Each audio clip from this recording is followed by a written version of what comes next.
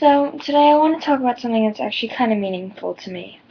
Ignore my voice. I actually just woke up. I was taking a nap. I feel like horrible this week. Um, so what I wanted to talk about was friendship, and I realized today that a lot of people come to me for advice, whether friends or family.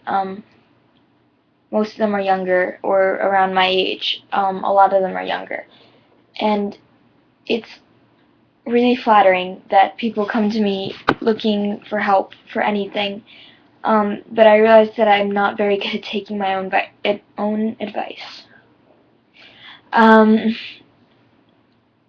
and that just kind of occurred to me because I was thinking to myself, why am I so horrible at making friends? um, I'm going to share with you guys something. I'm actually social phobic. I'm scared of people. I'm scared of certain social environments, is basically what it is. I don't like making new friends. I don't like having to talk to people without another friend by me. Even then, I really am not good at making friends with people. Um, I tend to feel like I have to be nice to everyone, which is a good way to live life, except for the fact that I'm a bitch to most people. Um, like, in the sense that I feel like I have to be people's friends when they come to me upset, and that's not true either. You can be there for someone and not be very close friends with them.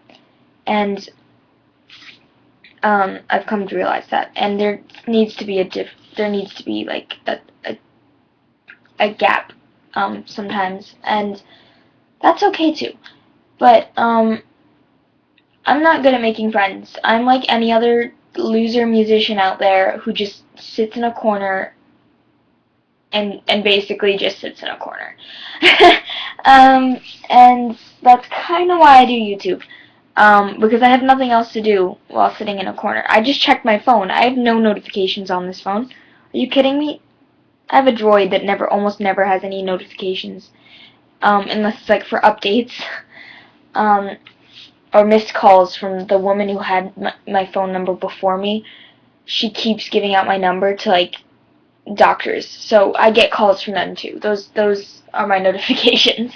And this past summer, it's become blatantly obvious to me, though it's been coming on since I was old enough to realize that I have really big differences between me and a lot of my friends. Um, it's grown more obvious that I'm kind of growing apart from a lot of my friends. Um, in the sense that I'm in a small town. I mean, we're not like small town mentality where everyone knows everyone, but you've heard everyone's name. If you don't know them personally, or you've at least seen their face. You might not know their name, but you've seen their face. And I've gone to small Catholic schools my entire life too, and so I don't get out to meet a lot of people. It's not an environment that's very. It's good to a point where I don't have to be around a lot of people, but it's bad to the point where I don't get the chance to be pushed into social situations where I need to meet people, which is why Brown was such a good experience for me. And a lot of my friends are from basically kindergarten. And when you're in kindergarten, you're not worried about who's the most like you, although that's how I met one of my friends in kindergarten. You're not really worried about that. You're more worried about who's gonna, like, am I gonna have someone to play with on the playground? And in kindergarten, I was a lot louder than I am now, mostly because of the fact that I still am kind of loud. I don't like awkward silence, and I also really don't like not being in charge of a situation because I already feel like I'm not in control being around people. I need to feel like I'm in control of something, else I just kind of like lose my mind a little bit. And I don't. Oh, that's another reason I don't make friends. But when you're in kindergarten, you don't really think about certain things. So I met a bunch of my friends now in kindergarten, whether I met them in school kindergarten or I met them through other things that I've done.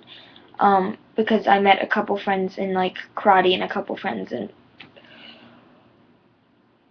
dance. I'm sorry, like I said, I just woke up. And making friends, like I said, was never my strong point. So having those friends was a really big impact, and I kept them, and I still have them. But it's like I said, it's become kind of blatantly obvious that we're going really far apart.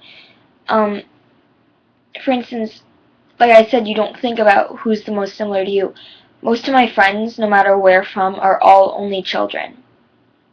Um, in later years, I met people who came into the school that aren't only children, and one of them is a really close friend of mine, and she's one of the people who understands me the most because she isn't an only child, and she understands, I guess, what it's like. She only has one younger brother, but she understands what it's like to have a younger brother and to have like a strict dad and a mom who stays at home, but a dad who travels a lot, and um, I really appreciate her for that because I'm gonna cry, because I never had someone there before that had understood me because they were all always only children, and you look at them and you wonder why are they such close friends. I guess I've actually gotten that before where it's like why are they such close friends? You know, they have a lot of differences. No one's exactly the same. Like I said, my friend has one brother. He's a year younger than us. He's not 2 years younger. Doesn't have autism, and she doesn't have three brothers. But those are differences that don't really matter because we just connect really well. I guess in my head. I mean, I might be wrong, but I like to think we're really good friends. I feel like I can go to her with anything. Not that I don't feel that about my other friends still.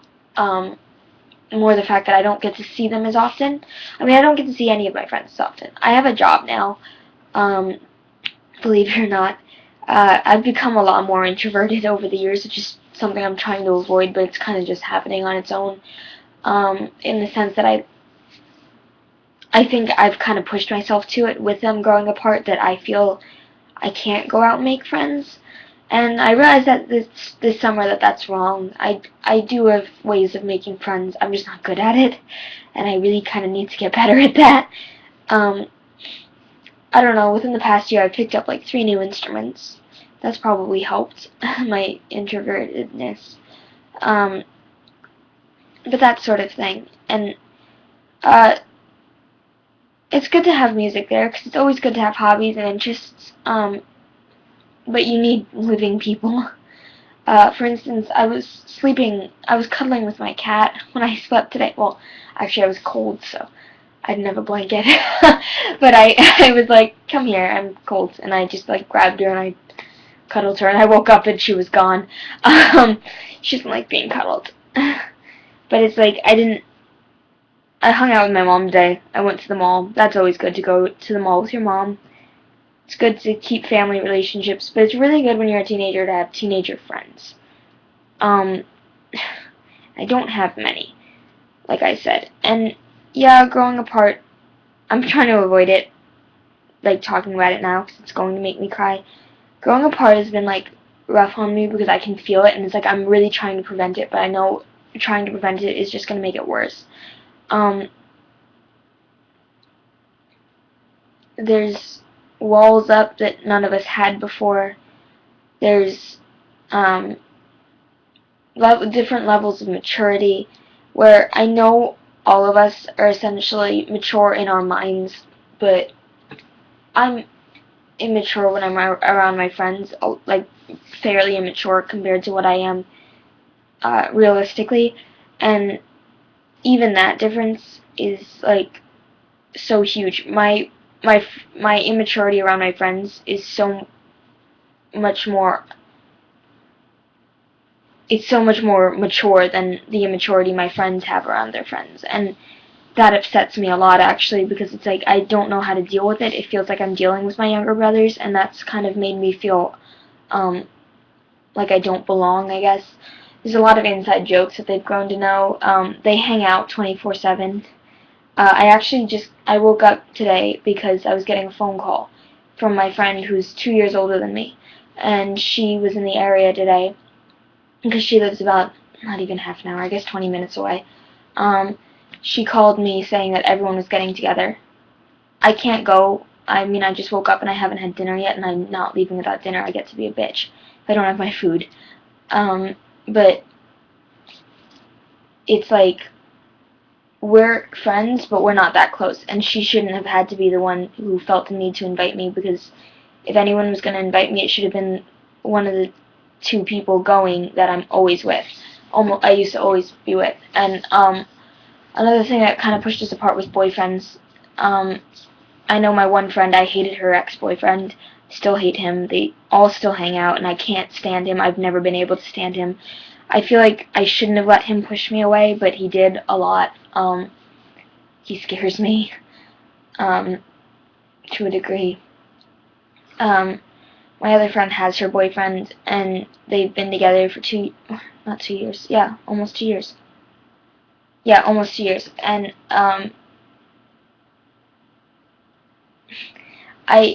I feel happy for them more than anything, but at the same time, it's almost still like it's the honeymoon stage, and, they're always, it's almost like she's codependent, and that kind of bothered me too, because it's like, even on girls' days, she'd plan girls' days, and then be like, oh yeah, by the way, Eric's tagging along. I shouldn't have given out names. Oh, by the way, he's tagging along, and it'd be like, and I know my other friend would get disappointed too, because it's like, you just planned this with us. There needs to be a separation, and this goes for any friendship. There needs to be a separation between friends and boyfriends, and you see that a lot in adults. I don't understand why we don't get it as kids. It doesn't make sense why we don't understand it. Like, you can invite them all to hang out together and stuff, and that's fine, but it can't be constant, because it drives people insane. My mom doesn't hang out with all her friends and bring my dad along everywhere, nor do any of their friends. Like, it's just weird.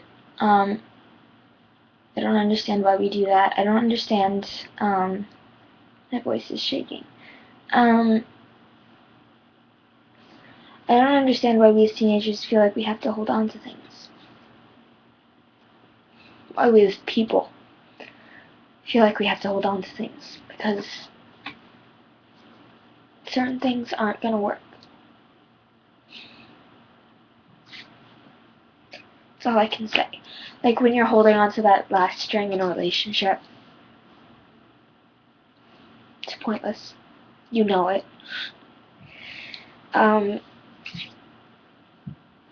So, as for making new friends, which is what this video is actually about, the most important thing, and I've told my cousin this because he's entering high school, I'm so proud of him, the most important thing about making new friends, you have to be yourself. You can't expect to make friends otherwise. You're gonna hate them one day if they don't know who you are. And you can't blame them for not knowing who you are if you never let them see it.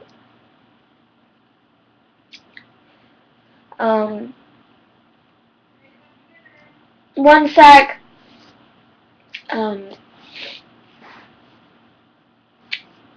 That's the most important part. You just have to be yourself, and you'll meet people. You don't have to go out of your way, and that's something I've learned. That's probably the most important thing I've learned, especially this past summer. You don't have to go out of your way to make new friends, because they don't care if you go out of your way. If they're going to be your friend, they're going to be your friend because of who you are. Just be a good person, and everyone will love you. But there's always going to be those people who don't like you, and you don't have to be bothered with them. They're just stupid people, and they don't deserve to know you.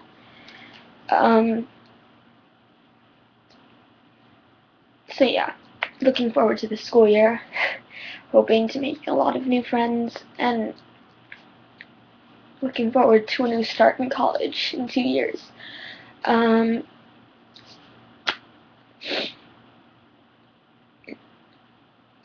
about it. I'm also trying to get my music project to take off. my friend who I talked about, who's helping me, and she's like one of my best friends. She wants to be a director, maybe, or something with film when she grows up, and writing, of course. And she's gonna help me direct my first music video, and that'll hopefully be out soon. We're aiming for October, but we're aiming that it be shot by October, and we're hoping to have it finished by the end of October. Fingers crossed. And along with that, Mayflower is my other pseudonym, I guess you can call it.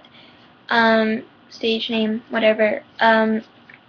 Is gonna have some new stuff coming out. I've got a couple piano pieces, and I'm hoping to have an orchestra piece out, but I can't guarantee that it'll ever be on YouTube. And that's about it. I have a new Tumblr. I have two. My zipmyheart.tumblr.com, as well as unzipmyheart, dash zipmyheart, like minus sign zipmyheart. And those are my two. Unzip My Heart is my personal, and that has a whole about me, and that'll be diary entries for the most part, and I'm probably gonna post this on there, and it's gonna be my advice, me giving advice. It's kind of like my brothers were watching that show Good Luck Charlie. It's kind of like that, where I'm giving experiences from my day-to-day life whenever I can, and just saying how I get through them. And my other one is Zip My Heart, which is just my regular Tumblr. I kind of put everything on there. My Twitter is the same as my YouTube, Simpson LOLs. Same with my Instagram. And my website is, oh shit. My website is, crap. Hold on. I promise I have a website. I just have to find it. I can't remember it off the top of my head anymore. Zipmyheart.wix.com. Zipmyheart.wix.com. And that's all. So, I hope I helped any of you guys. I'm sorry I blabbed so much. I love you all. Bye.